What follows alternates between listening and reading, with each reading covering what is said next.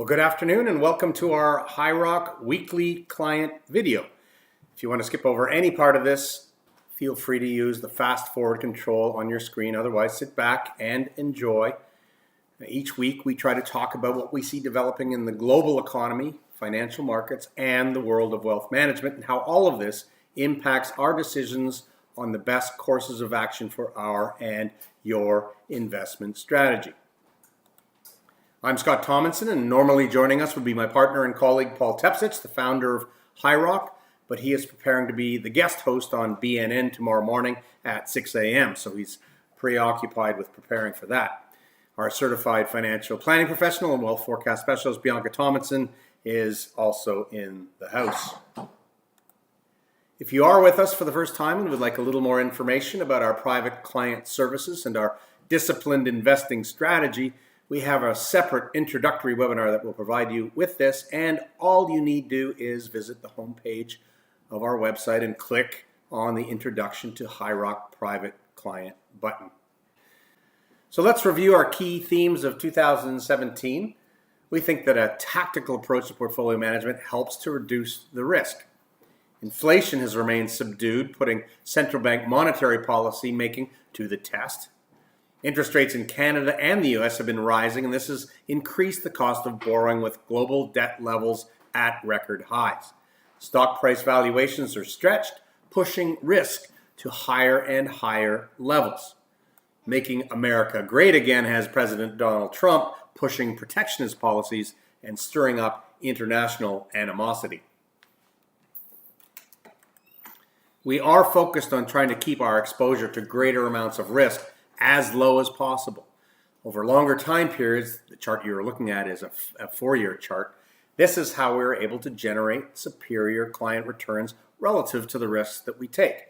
In other words, as we like to say, we manage risk first so that we are not giving back large losses when markets go lower.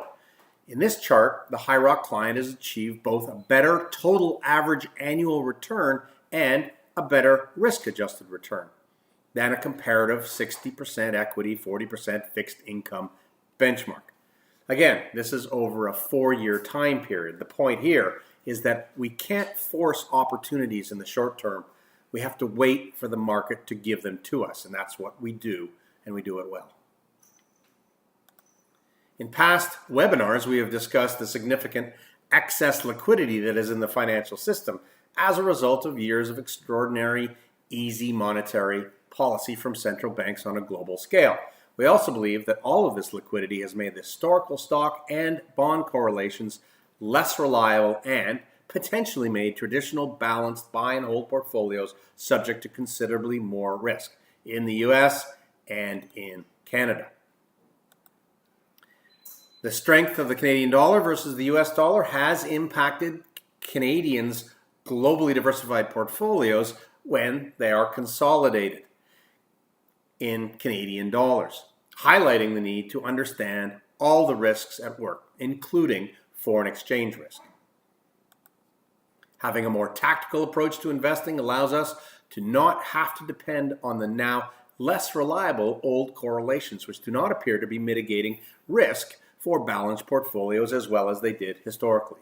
So we can manage risk more effectively.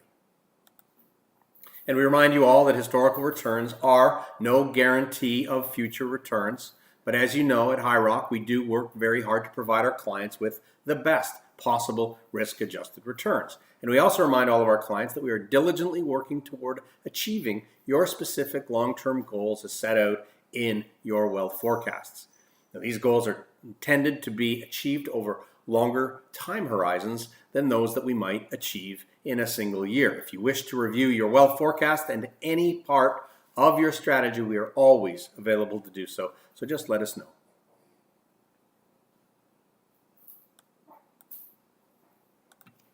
The evolving inflation story, one of our important themes for 2017, has been perplexing as we try to assess the implications for central bank monetary policy and interest rates. If economies are growing, inflation should be growing, but this does not necessarily appear to be the case at the moment. All central banks have a mandate to maintain price stability. Interest rates and monetary policy are used to keep inflation at targets of about 2%. We are into interest rate decision-making time for all these central banks, starting with the Bank of Canada tomorrow morning. For the Bank of Canada, inflation remains below target, and with the recent tightening of policy, we worry that they have been misled by a couple of quarters of above-average growth. We know that bond markets lead all financial markets, and the trend has been toward a flatter yield curve, which means that short-term interest rates have been rising faster than longer-term interest rates, so that the difference between a 2-year Government of Canada bond and a 30-year Government of Canada bond yield has narrowed to about 90 basis points, or 0.9%. When this spread approaches zero, a recession will occur, as it did in 2008. If the Bank of Canada were to raise rates by another 0.5%, this would likely trigger a recession. They need to be mindful of that. Meanwhile, we continue to pay close attention to the global debt situation and borrowers' ability to service that debt. As interest rates move higher, that becomes a bigger issue. And global debt, as I said before, is at record high levels. And the latest report from the International Monetary Fund suggests that high levels of household debt make economies vulnerable to economic shocks. Canada may be high on that list.